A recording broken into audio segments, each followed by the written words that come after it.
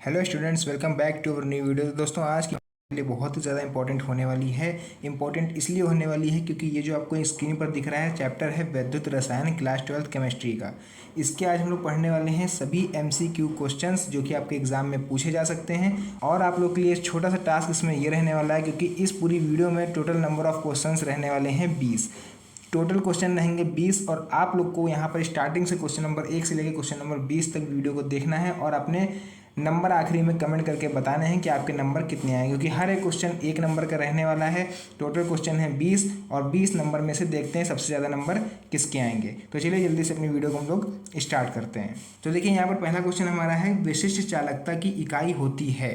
तो विशिष्ट चालकता की इकाई क्या होती है, यहाँ पर आप लोग को बताना है। तो ऑप्शन ए दिया हुआ है ओम सेंटीमीटर इनवर्स, दूसरा ऑप्शन है ओम सेंटीमीटर स्क्वायर, तीसरा ऑप्शन है ओम इनवर्स सेंटीमीटर इनवर्स और फोर्थ है ओम इनवर्स सेंटीमीटर स्क्वायर। तो यहाँ पर राइट आंसर क्या रहने वाला है, आप लोग जल्दी से मन में सोच लीजिए, क्योंकि हर एक क्वेश्चन 1 नंबर का है। टोटल क्वेश्चन है 20 और आपको कमेंट करके बताना है कि 20 में से कितने नंबर आपके आ रहे हैं। देखते हैं सबसे ज़्यादा किसने अच्छे से पढ़ाई कर रखी है। तो फिलहाल चलिए इसका आंसर हम आप लोग को बता दे रहे हैं। इसका राइट आंसर जो रहने वाला है वो रहेगा ओम इनवर्स सेंटीमीटर इनवर्स। कितने लोगों ने पहले सोच लिया था, अपने मन में नंबर जोड़ते चलिए, लास्ट में कमेंट करके बता दीजिएगा।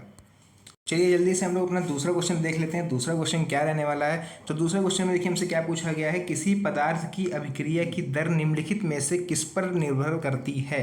मतलब किस पर डिपेंड करती है पदार्थ की अभिक्रिया की दर। तो यहाँ पर आप लोग को 4 ऑप्शन दिए हुए हैं। पहला है परमाणु द्रव्यमान, दूसरा है समतुल्य द्रव्यमान, तीसरा है अणु द्रव्यमान और फोर्थ है सक्रिय मात्रा। तो यहाँ पर आप लोग को 4 में से कोई एक आंसर सही से मन में सोच लेना है और आप लोग को अपने नंबर जोड़ते चलने हैं। तो यहाँ पर जो राइट आंसर रहने वाला है वो होने वाला है सक्रिय मात्रा, यानी कि इस सेकंड क्वेश्चन का आंसर राइट आंसर है सक्रिय मात्रा। उसका दोस्तों तीसरा क्वेश्चन हमारा ये है कि सिल्वर नाइट्रेट के घोल से 108 ग्राम सिल्वर मुक्त करने के लिए वैद्युत धारा की जो मात्रा की आवश्यकता होती है वह है। तो ये एक न्यूमेरिकल है, इसलिए आप लोग इसमें आप लोग को छूट देते हैं। आप लोग केवल 19 क्वेश्चन मांग के चलिएगा और 19 में से अपने नंबर बताइएगा। तो ये न्यूमेरिकल है, इसका न्यूमेरिकल हम आप लोग को नेक्स्ट वीडियो में सॉल्व कराएंगे, क्योंकि यहाँ पर MCQ क्वेश्चन चल रहे हैं, इसलिए हम आप लोग को MCQ क्वेश्चन के बेस पर ही आंसर इसका बताने वाले हैं। तो इसको आप लोग जब सॉल्व करोगे तो इसका जो राइट आंसर निकल के आएगा वो रहने वाला है 1 फैराडे। तो अगर आपने तुक्का लगाया था और आपका सही निकल गया तो उसको भी अपने आपस नंबर में जोड़ लीजिएगा। उसका नेक्स्ट फोर्थ क्वेश्चन हमारे सामने है कि वैद्युत अपघटन की क्रिया में कैथोड पर होता है। तो वैद्युत अपघटन की जो क्रिया होती है उसमें कैथोड पर कौन सी क्रिया होती है निम्न में से। ऑक्सीकरण क्रिया होती है, अवकरण होती है, विघटन होती है या फिर जल अपघटन होती है। तो इसका जो राइट आंसर रहने वाला है वो होने वाला है भैया विघटन। तो इस क्रिया में क्या होता है, विघटन होता है। उसको नेक्स्ट क्वेश्चन हम लोग देख लेते हैं, निम्नलिखित में से कौन सा सेल हाइड्रोजन एवं ऑक्सीजन के रासायनिक ऊर्जा को वैद्युत ऊर्जा में कन्वर्ट करता है। तो मतलब ऑक्सीजन के रासायनिक ऊर्जा को वैद्युत ऊर्जा में कौन सा ईंधन इसमें से कन्वर्ट करता है। तो पहला है पारा सेल, डेनियल सेल, ईंधन सेल या फिर लेड संचय सेल। तो यहाँ पर जो राइट आंसर आप लोग का रहने वाला है, आप लोग सोच लीजिए, हम इसका आंसर बता देते हैं। तो इसका जो राइट आंसर रहने वाला है वो होने वाला है ईंधन सेल। तो यहाँ पर 5 क्वेश्चन हमारे पूरी तरह से कंप्लीट हो चुके हैं। उसका नेक्स्ट इंपॉर्टेंट क्वेश्चन है, निम्न में से कौन सर्वाधिक ऑक्सीकरण अवस्था प्रदर्शित कर सकता है। जो यहाँ पर आपको 4 ऑप्शन दिखाई दे रहे हैं, इसमें से सबसे ज़्यादा ऑक्सीकरण अवस्था कौन प्रदर्शित कर सकता है, SC, Fe, Zn या फिर Mn। तो अगर इसकी बात करें इसके फुल फॉर्म की, तो स्कैडमियम या फिर यहाँ पर आयरन होता है या फिर जिंक या फिर मैग्नीज। तो इसमें से जो राइट आंसर आपका रहने वाला है वो यहाँ पर कौन सा होगा, आपको बता दें, ऑप्शन नंबर डी यानी कि मैग्नीज इसका राइट आंसर होगा। उसका नेक्स्ट क्वेश्चन हमारा है, निम्नलिखित में से कौन सी द्वितीयक सेल है। तो इसमें से द्वितीयक सेल किसको बोला जाता है। तो इसका राइट आंसर आप लोग को हम बताएंगे और ऑप्शन नंबर बी इसका राइट आंसर है लेड स्टोरेज बैटरी। इसको हम लोग बोलते हैं द्वितीयक सेल। क्वेश्चन उसके बाद है क्वेश्चन नंबर 8, किस धातु की आयनन ऊर्जा सबसे कम होती है, Li की, K की, Na की या फिर Cs की। तो यहाँ पर जो एकदम राइट आंसर होगा वो हो जाएगा Cs, यानी कि जो Cs होता है इसकी आयनन ऊर्जा सबसे ज़्यादा कम होती है। उसका बाद इंपॉर्टेंट क्वेश्चन एक और है, निम्न में से कौन लेंथेनॉइड अनुचुंबकीय हैं। तो ये जो नीचे लिखे हुए ये सब लेंथेनॉइड तत्व होते हैं, इसमें से कौन सा अनुचुंबकीय है ये आप लोग को बताना है। तो इसका राइट आंसर हो जाएगा Lu2+। क्वेश्चन है, निम्नलिखित में से किस धातु के लवण के जलीय विलयन के वैद्युत धातु प्राप्त किया जा सकता है। तो option number A sodium, aluminium, calcium या फिर Ag, यहाँ पर लिखा हुआ है सिल्वर। तो यहाँ पर जो आप लोग का राइट आंसर रहने वाला है वो रहेगा Ag यानी कि सिल्वर। नेक्स्ट आप लोग का इंपॉर्टेंट क्वेश्चन यहाँ पर है कि निम्न आयनों में से सबसे प्रबल अपचायक कौन है। तो आपको यहाँ पर 4 ऑप्शन दिए गए हैं। पहला है फ्लोरीन, फिर है क्लोरीन, फिर है ब्रोमीन और ये है आयोडीन। तो आप लोग को ये बता दें ये हैलोजन तत्व के वर्ग होते हैं सभी, ठीक है। तो इसमें से आपको बताना है कि प्रबल अपचायक कौन सा है। तो सबसे ज़्यादा इसमें प्रबल अपचायक कौन सा होगा, आप लोग को बता दें ऑप्शन नंबर डी यानी कि आयोडीन सबसे ज़्यादा प्रबल अपचायक होता है इन तीनों लोगों से। क्वेश्चन है यहाँ पर सेल स्थिरांक की इकाई क्या होती है। तो सेल स्थिरांक की जो इकाई होती है वो कौन कौन सी होती है। पहला है तो ओम इनवर्स सेंटीमीटर इनवर्स, या फिर सेंटीमीटर इनवर्स, या फिर बोले तो प्रति सेंटीमीटर, या फिर ओम सेंटीमीटर। तो यहाँ पर इसका राइट आंसर रहने वाला है ऑप्शन नंबर सी यानी कि सेंटीमीटर इनवर्स या फिर सेंटीमीटर इनवर्स या फिर प्रति सेंटीमीटर। नेक्स्ट क्वेश्चन हमारा है फैराडे का वैद्युत अपघटन नियम निम्न में से किससे संबंधित है। ऑप्शन नंबर ए धनायन की गति से, ऑप्शन 2 धनायन के परमाणु भार से, ऑप्शन नंबर 3 हो जाएगा ऋणायन की गति से, या फिर इलेक्ट्रोलाइट के समतुल्य भार से। तो यहाँ पर जो ऑप्शन आप लोग का करेक्ट रहने वाला है वो हो जाएगा ऑप्शन नंबर डी यानी कि इलेक्ट्रोलाइट के समतुल्य भार से। ऑप्शन नंबर डी इसका राइट आंसर होगा।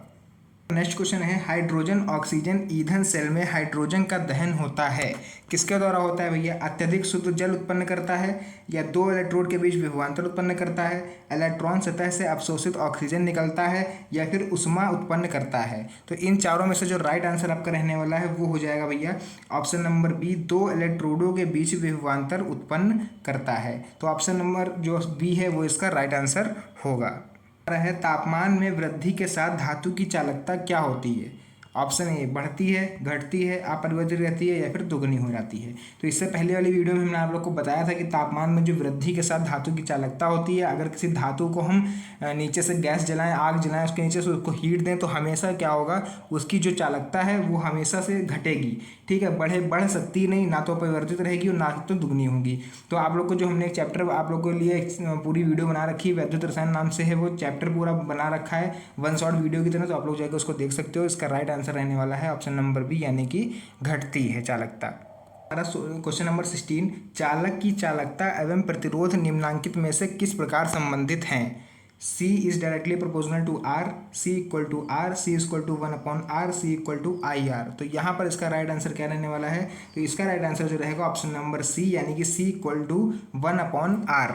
क्वेश्चन है वह उपकरण जिसमें ईंधन जैसे हाइड्रोजन और मीथेन के दहन ऊर्जा का सीधे वैद्युत ऊर्जा में परिवर्तित किया जाता है। मतलब ऐसा कोई उपकरण, ऐसी कोई मशीन जिसमें जो ईंधन होता है जैसे कि हाइड्रोजन या फिर मीथेन, उसके दहन से जो ऊर्जा होती है उसको सीधे वैद्युत ऊर्जा में कन्वर्ट कर सकते हैं, ऐसा कोई उपकरण है। ये पहला ऑप्शन नंबर आपका हो जाएगा डायनेमो, NICD सेल, ईंधन सेल, या फिर इलेक्ट्रोलाइटिक सेल। तो यहाँ पर आप लोग का राइट आंसर रहने वाला है ईंधन सेल। तो ईंधन सेल की सहायता से हम क्या कर सकते हैं, जो ऊर्जा निकलती है उसको सीधे वैद्युत ऊर्जा में कन्वर्ट कर सकते हैं। है कि फैराडे का विद्युत विच्छेदन का द्वितीय नियम संबंधित है किससे।